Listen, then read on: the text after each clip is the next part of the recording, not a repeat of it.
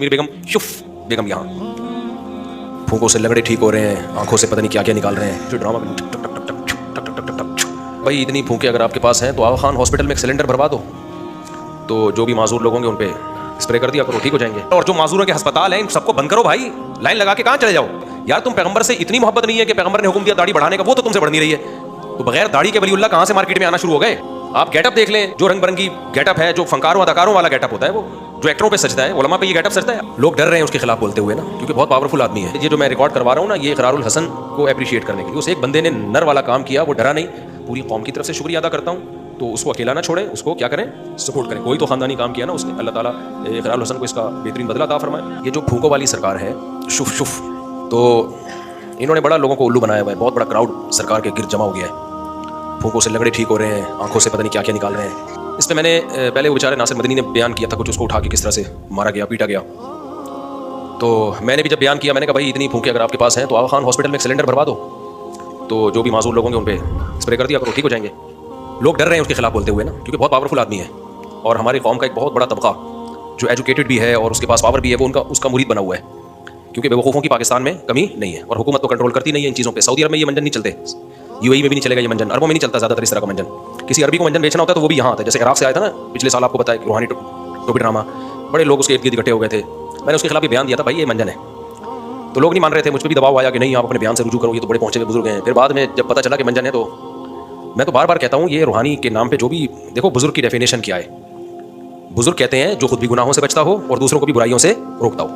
अच्छा, ये जो मैं क्लिप रिकॉर्ड करवा रहा हूँ इसका नाम रखें इकरारुल हसन जिंदाबाद। ये मैं इकरारुल हसन को अप्रिशिएट करने के लिए मैं तज़किरा कर रहा हूँ, इसलिए मैंने साथियों से कहा कि मैं इस पर बात करूँगा ना तो उसका नाम ही रख देना इकरारुल हसन जिंदाबाद, और आगे फूंके बना देना बहुत सारी। तो बुजुर्ग की डेफिनेशन क्या है? वलीउल्लाह किसे कहते हैं? वलीउल्लाह उसे कहते हैं खुद भी सुन्नत पर अमल करता है, लोगों को भी सुन्नत पर चलाता है। कुछ चीज़ें तो बिल्कुल वाज़ेह नजर आ रही हैं उस शख्स में जो सुन्नत के खिलाफ है बिल्कुल। देखो बुजुर्गों के हाथ पे करामत जाहिर हो सकती है, लेकिन बुजुर्गों के करामत सेंटर नहीं होते। समझते हो कि नहीं समझते? कभी अल्लाह किसी बुजुर्ग के हाथ पे कोई करामत जाहिर कर दे। ईसा अलैहिस्सलाम तो अल्लाह के पैगंबर थे, पैगंबर का मकाम तो वली से बहुत ऊंचा होता है। मुर्दे को कहते हैं ना कुम बिइज़्निल्लाह, तो वो मुर्दा अल्लाह के हुक्म से जिंदा होकर खड़ा हो जाता है। लेकिन ऐसा नहीं है कि हज़रत ईसा इब्न मरियम ने कोई सेंटर बना लिया हो कि जिसको अपने मुर्दे जिंदा करवाने हो हमारे पास ले आए, क्योंकि ये जो मोजज़ा है ना, इसके सुदूर में पैगंबर का कोई दखल नहीं होता। ये किसकी तरफ से होता है? अल्लाह। जब अल्लाह चाहेगा तो हो जाएगा, नहीं चाहेगा तो नहीं होगा। तभी हज़रत ईसा ने ऐसा नहीं किया कि कोई बाकायदा मुर्दों को जिंदा करने का कोई इदारा खोल लिया हो कि जिसने अपना मुर्दा जिंदा कराने आ जाए मैं जिंदा कर दूंगा। भाई नहीं, उनके इख्तियार में ये चीज़ नहीं है। जब अल्लाह ने कहा कि अब आप करें तो मैं जिंदा कर दूंगा, आप कुम कह दे मैं इसको मुर्दे को खड़ा कर दूंगा, तो कर दिया। नॉर्मली हज़रत ईसा ये काम नहीं कर सकते थे। इसी तरह हज़रत मूसा अलैहिस्सलाम लाठी को सांप बना दिया करते थे, ये मोजज़ा था ना उनका। तो लाठी को जब सांप बनाया करते थे, तो क्या मूसा अलैहिस्सलाम ने कोई लाठी को सांप बनाने का सेंटर खोल लिया था कि जिन लोगों को भी सांप चाहिए लाठियां ले आए, मैं धड़ाधड़ सांप बना दूंगा और फिर उसकी पब्लिसिटी कर रहे हूँ? बल्कि होता ये था कि जब अल्लाह आपको कहता कि मैं अब लाठी को सांप बनाऊंगा, तो लाठी जमीन पे डालते सांप अल्लाह बना देता। जब नहीं होता तो वो लाठी रहती, कुछ भी नहीं होता।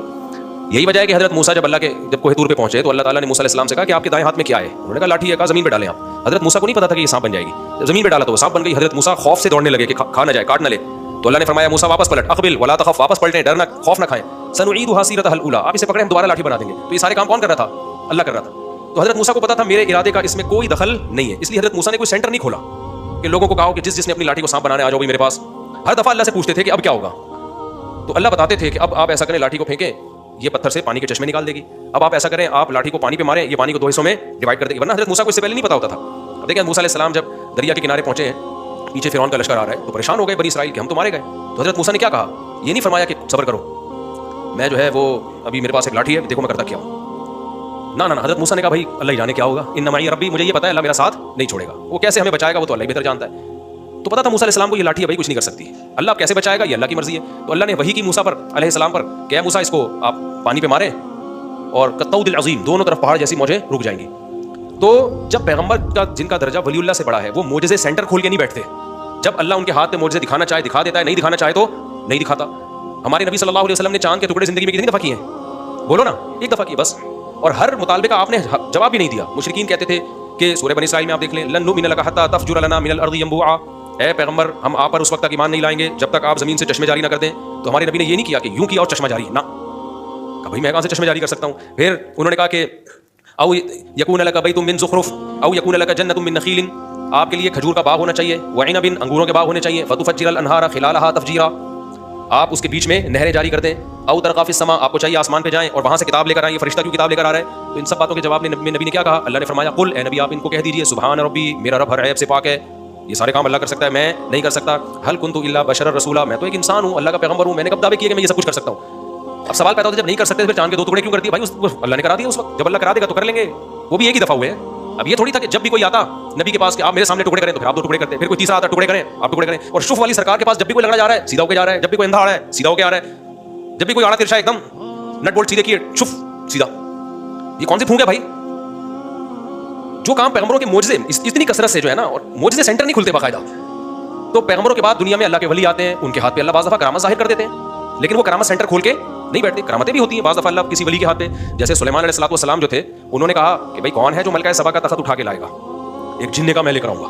ایک بزرگ بیٹھے ہوئے تھے, انہوں نے کہا پلک جھپکنے سے پہلے حاضر کر دوں گا, یہ کہا اور تخت حاضر. ایک دفعہ ہو گیا بس. یہ کیوں؟ اللہ نے ان بزرگ کے دل میں الہام کر دیا کہ میں آپ کے ہاتھ پہ کرامت ظاہر کروں گا. اب ظاہر ہے کوئی انسان یہ کام نہیں کر سکتا, یہ اللہ نے کر دیا. تو کیا وہ بزرگ کرامت سینٹر کھول کے بیٹھ گئے کہ جس کو تخت منگوانا ہوگا شف تخت حاضر؟ ایک ہی دفعہ ہوا ہے, اس سے زیادہ ہونا شروع ہو جاتا تو نظام عالم تباہ ہو جاتا. اب ایسا نہیں ہوا.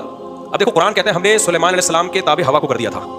ہوا سلیمان علیہ السلام کو اٹھا کے لے جاتی ان کے تخت کو, 1 مہینے کا سفر چند گھنٹوں میں طے کرا دیتی تھی وہ. یہ قرآن میں ہے غدوها شہر ورواحها شہر. سوال پیدا ہوتا ہے کہ 2-3 گھنٹے تو پھر بھی لگ رہے تھے نا ان کو کسی ملک میں پہنچنے میں, کہ تخت اٹھا کے سلیمان علیہ السلام سمیت جائے گی وہ ہوا اور ایک ملک سے دوسرے ملک پہنچا دے گی. تو سلیمان علیہ السلام اور بزرگ سے کہتے کہ یار تم نے چند سیکنڈوں کے اندر میری پلک جھپکنے سے پہلے ملکہ سبا کا اتنا بھاری بھرکم تخت وہاں سے سینکڑوں کلومیٹر دور سے اٹھا کے لے آئے, تو اب ہوا کے تکلف کی ہمیں ضرورت کیا ہے؟ بولو شف. وہ بزرگ بولتے شف, اور سلیمان علیہ السلام کا 1 سیکنڈ کے اندر تخت اس ملک سے اس ملک. تو اس سے بھی پتہ چلتا ہے کہ ان بزرگ کے ہاتھ میں بھی ونس اپون اے ٹائم ایسے ہو گیا کہ اللہ نے کہہ دیا بھائی چلو ہم کرامت ظاہر کر دیں گے. یہ نہیں کہ وہ بزرگ کوئی کرامت سینٹر کھول کے بیٹھ گئے ہوں کہ اب جہاں کیا شف اور وہاں تخت پہنچا یہاں سے وہاں, کیونکہ اس سے نظام عالم کیا ہو جائے گا؟ تبدیل. اگر ان بزرگ کے پاس یہ طاقت آ جاتی نا کہ جب شف کریں گے بندہ, جیسے یہ دیکھو نا یہ جو شف والی سرکار ہے سینکڑوں لنگڑوں کو تو ٹھیک کر دیا اس نے. تو آغا خان ہاسپٹل کا تو وارڈ لگنے والی ہے میرا خیال ہے تھوڑے دنوں میں, کیا خیال ہے؟ اور سول ہاسپٹل اور جو معذوروں کے ہسپتال ہیں ان سب کو بند کرو بھائی, لائن لگا کے کہاں چلے جاؤ. اور جو لنگڑے کو شف کر کے سیدھا کر دے گا وہ بھاگی بیوی کیوں نہیں لا سکتا؟ کتنے لوگ میرے پاس آئے ہیں 6 مہینے سے ہماری بیگم جناب ناراضی چل رہی ہے. تو سلیمان علیہ السلام کے دور میں اب کسی کی بیگم ناراض ہو کے میکے چلی گئی, وہ بندہ فوراً ان بزرگ کے پاس آئے گا, آپ ملکہ سبا کا تخت اٹھا کے لا سکتے ہو میری بیگم شف بیگم یہاں. خود ان کے اپنے معذور بچے پیدا ہوتے ہیں یہ شف کر کے ٹھیک نہیں کر سکتے. اللہ نہ کرے آج شف والی سرکار کا ایکسیڈنٹ ہو جائے, اللہ نہ کرے کسی کا باپ بھی ٹانگ جوڑ کے دکھائے ان کی, شف کرتا ہوا ساری زندگی گزار دے گا, اپنی ٹانگ نہیں جڑے گی. تو کیا ہو گیا عقل کے ان اندھوں کو؟ میں سمجھا پا رہا ہوں. میں کرامتوں کا منکر نہیں ہوں, کچھ لوگوں نے بابوں کی کرامتوں میں مبالغہ کیا ہے, جو کرامتیں صحیح سند سے ثابت ہیں ان کا بھی انکار کیا, یہ بھی غلو ہے. کرامت کا صدور اہل اللہ سے ہوتا ہے, ہم نے اپنی آنکھوں سے دیکھا ہے, لیکن کرامت سینٹر کھول کے نہیں بیٹھ جاتے, اور وہ اپنی کرامتوں کی نمائش بھی نہیں کرتے ہیں. سمجھتے ہو کہ نہیں سمجھتے؟ اور پھر ولی اللہ ہونا بھی تو ضروری ہے. ہمارے نبی صلی اللہ علیہ وسلم نے حکم دیا خالف الیہود والنصارى, یہود اور عیسائیوں کی مخالفت کرو. اعفوا اللحى, داڑھی رکھو یا داڑھی بڑھاؤ, داڑھی بڑھاؤ. میں نہیں کہہ رہا جو داڑھی کاٹتے ہیں وہ ہم سے برے ہیں, ہم سے اچھے ہی ہوں گے, لیکن کم از کم ایک آدمی ولی اللہ ہونے کا دعویٰ کرتا ہے تو اس پر سنت والا گیٹ اپ تو فرض بنتا ہے نا. تو بغیر داڑھی کے ولی اللہ کہاں سے مارکیٹ میں آنا شروع ہو گئے؟ ان کی داڑھی بھی نہیں ہے. آپ گیٹ اپ دیکھ لیں, جو رنگ برنگی گیٹ اپ ہے, جو فنکاروں اداکاروں والا گیٹ اپ ہوتا ہے, وہ جو ایکٹروں پہ سجتا ہے, علماء پہ یہ گیٹ اپ سجتا ہے. اگر میں یہاں رنگ برنگی نیلی پیلی بتیاں لگا کے آ جاؤں, آپ بولو گے مفتی صاحب کسی شوٹنگ میں جا رہے ہو یا جمعے کا بیان کرنے آ رہے ہو. تو ولی اللہ والا نہ گیٹ اپ ہے نہ چہرے پہ ہر وقت ناموس رسالت, ختم نبوت, ناموس رسالت کے نعرے لگاتے ہو. یار تم پیغمبر سے اتنی محبت نہیں ہے کہ پیغمبر نے حکم دیا داڑھی بڑھانے کا, وہ تو تم سے بڑھ نہیں رہی ہے. ہم نہیں کہہ رہے جس کی داڑھی نہیں ہے ہم اس کو برا سمجھتے, ہم سے اچھا ہی ہوگا, لیکن کم از کم وہ دعویٰ تو نہیں کرتا نا بڑے بڑے. میری اگر داڑھی نہیں ہوگی تو میں کم از کم ممبر پہ بیٹھ کے بڑے بڑے دعوے تو نہیں کروں گا نا کہ بھائی میرا تو گیٹ اپ بتا رہا ہے کہ میں سنت کا دشمن ہوں. تو یہاں تو گیٹ اپ بتا رہا ہے کہ آپ کو سنت سے محبت نہیں ہے, اور آپ دعوے کر رہے ہو. وہ کہہ سکتے ہیں کہ میں تو دعوے نہیں کر رہا. بھائی آپ عمل سے دعوے کر رہے ہو, زبان سے بعض دعوے نہیں کیے جاتے ہو. کہتے ہو ناموس رسالت کی برکت سے ہے یہ تحفظ. آپ نے کون سا تحفظ ختم نبوت کے لیے بڑا کام کر لیا؟ کون سی آپ نے تحفظ ختم نبوت کے لیے مارے کھائی ہیں؟ یا بل وہ جو قومی اسمبلی سے بل پاس ہوا تھا اس میں آپ کا کیا کردار ہے؟ کچھ بھی نہیں. منجن بیچ رہے ہو آپ ناموس رسالت کا, اور ختم نبوت جو ہے وہ اس کا نام پہ. آپ جو ختم نبوت کا کام کرنے والے وہ تو الگ لوگ ہیں, وہ تو کبھی نہیں انہوں نے کوئی پھونک لگا کے کسی بندے کو ٹھیک کرنے کی کوشش کی. تو اب مسئلہ یہ ہے کہ ہماری گورنمنٹ کو چاہیے تھا, ہمارے جو با اختیار ادارے ہیں ان کو چاہیے تھا کہ یار ایک آدمی کھلے عام لوگوں کو الو بنا رہا ہے, اور بیچاری عوام تو بیوقوف ہوتی ہے. وہ تو ویڈیو دیکھ کے لنگڑا تھا, شف کیا, صحیح چلنا شروع ہو گیا, وہ بیوقوف بن رہی ہے. تو یہ کس کی ذمہ داری تھی اصل میں؟ یہ حکومت کی ذمہ داری ہے. جیسے سعودی عرب میں یہ شف والی سرکار ایک پھونک تو لگائے نا, ایسے لوگوں کی فوراً سعودی گورنمنٹ 2 منٹ میں ساری پھونکیں نکال دی. یہ روحانیت کے نام پہ جتنے منجن انڈیا, پاکستان اور بنگلہ دیش میں بکتے ہیں, پوری دنیا میں کہیں نہیں بکتے. یہ جن چڑیل بھوت بھگانے والے بھی سارے آپ کو یہیں ملیں گے, سعودیہ میں نہیں ملیں گے. اگر سعودیہ میں ہے تو یہاں سے بندہ گیا ہوا ان کو خراب کر رہا ہوگا جا کے, وہاں کا نہیں ہے. تو اس لیے یہ سب سے پہلی ذمہ داری کس کی ہے؟ گورنمنٹ کی ذمہ داری ہے کہ ان کو بھی اور ان جیسے جتنے لوگ ہیں ان کو کنٹرول کرے. یہ جو کھول کے بیٹھے ہوئے ہیں نا سنگ دل محبوب آپ کے قدموں میں, اور یہ جو کتنے نعرے لگے ہوئے ہیں, اور پتہ نہیں کیا کیا گندے لوگوں کو جادو کے نام پہ پلا رہے ہوتے ہیں, گندے خون اور اوٹ پٹانگ عملیات فلیتے اور پلیتے, ان سب کو گورنمنٹ پر لازم ہے کنٹرول کرے, ان کے دھندوں کو ختم کرے.